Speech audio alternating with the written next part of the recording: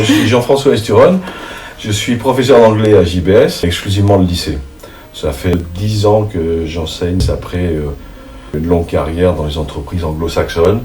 Je m'appelle Sophia, je suis en terminale au lycée La Salle-Saint-Denis et je suis inscrite au FCE. De plus en plus d'universités demandent un tampon qui soit plus objectif que le baccalauréat, de type FCE, de type TOEIC. Donc pouvoir ajouter sur son CV d'étudiant que vous avez le FCE ou le TOEIC et la garantie est une vraie garantie d'un niveau de langue étrangère.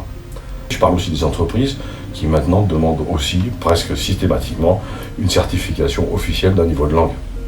Alors ils sont sélectionnés parmi tous les premières, en début d'année de première, et nous sélectionnons par l'intermédiaire d'un test qui est inspiré du FCE, les élèves les plus avancés en matière d'anglais. Nous sélectionnons 25 noms, s'ils sont volontaires pour participer à ce programme. On en prend le groupe de 25 et on l'accompagne. On s'est préparé pendant 2 ans, des cours de 2 heures en fait, où on s'est entraîné aux examens qui sont passés les années précédentes. Toutes les semaines, on faisait des examens blancs. Le programme coûte aux familles 200 € pour simplement l'université de Cambridge, qui est une certification qui est payante. Et il se passe sur 2 jours. Le British Council nous envoie un examinateur pour gérer le déroulement de ces examens. Les épreuves écrites durent à peu près 4 heures, sous forme de 3 épreuves différentes. En général, c'est à base de QCM, à partir de documents où ils doivent démontrer leur capacité à comprendre un texte, à comprendre un enregistrement oral, à écrire des documents, généralement ce sont des emails ou des lettres, et répondre à tous ces questionnaires qui sont ensuite corrigés à Cambridge. Après de l'écrit, il y a un vocabulaire un peu plus soutenu que dans les cours d'anglais normaux. C'était un peu plus compliqué, mais étant donné qu'on s'entraînait, on n'avait pas peur. On lit, on regarde aussi beaucoup de séries, la plupart du temps séries américaines, et c'est ça notamment qui nous permet d'acquérir ce vocabulaire. Donc, sur un autre jour, nous avons la visite de 2 examinateurs de Cambridge qui viennent interroger nos candidats 2 par 2 sous la forme de 4 épreuves dans lesquelles ils doivent démontrer leur capacité à parler d'eux, à se présenter, à assurer une conversation de base de manière fluide et courante, à avoir des discussions à l'issue desquelles ils doivent prendre une décision commune. L'oral au test est de 15 minutes. L'oral s'est très bien passé en général. C'est vraiment l'épreuve qui nous fait toujours peur, mais en fait ça se passe très bien. Les jurys sont toujours gentils.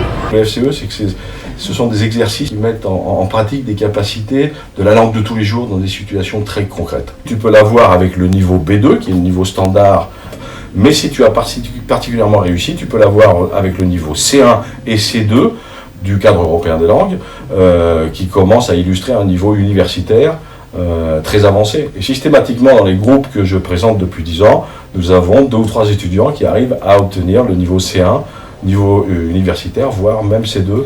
Alors le TOEIC, c'est la version américaine. Il n'a pas, à mon sens, cette qualité que je prête au FCE d'être très pratique. Les gens du FCE ne vont pas chercher à savoir si vous êtes capable de manier la structure très sophistiquée que personne ne connaît. Ils vont simplement savoir si pragmatiquement vous savez gérer une situation de base de la vie quotidienne. Le TOEIC est plus axé sur des capacités académiques. Quelquefois on a le diplôme, on reçoit le diplôme un petit peu en retard, donc des élèves qui m'appellent me disant voilà, je suis sur un départ pour le Canada, est-ce qu'on a reçu nos diplômes ou est-ce que... Donc si j'ai pas le diplôme, je suis obligé d'en envoyer une espèce de certificat provisoire. Mais oui, bien sûr, c'est un vrai instrument de promotion de vous-même lorsque vous êtes en recrutement. Moi, je vais faire une licence éco-gestion et après en master, j'espère du moins m'orienter en business international ou en commerce si je pars en école de commerce. Voilà. Aujourd'hui, ça fait plusieurs années que nous avons 100% de réussite. On a une très bonne réputation avec le British Council. Je suis plutôt content de nos jeunes gens qui ont eu des résultats très à la hauteur, voire souvent supérieurs à ceux de leurs petits camarades parisiens. Donc c'est toujours gratifiant d'entendre ça et je suis fier d'eux.